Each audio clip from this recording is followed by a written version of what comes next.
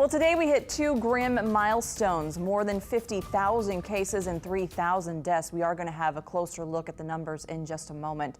But we could learn what's next for Louisiana's reopening this afternoon. Phase 2, the phase we are currently in, is supposed to end Friday, but that decision could change because of a rise in coronavirus cases.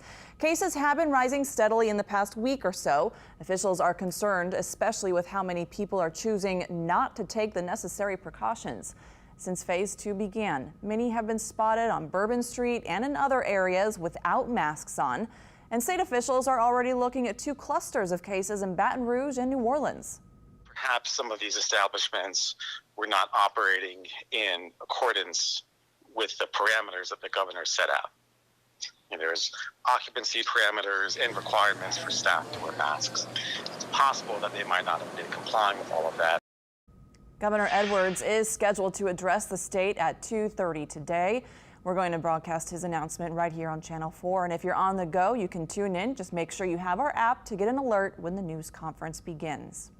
And today's numbers are very important as we await that phased reopening announcement from the governor. Today, there were nearly 500 new cases, putting us over 50,000 cases. And there were 11 new deaths, bringing our total at more than 3,000. We also saw a large increase of those in the hospital on ventilators as well.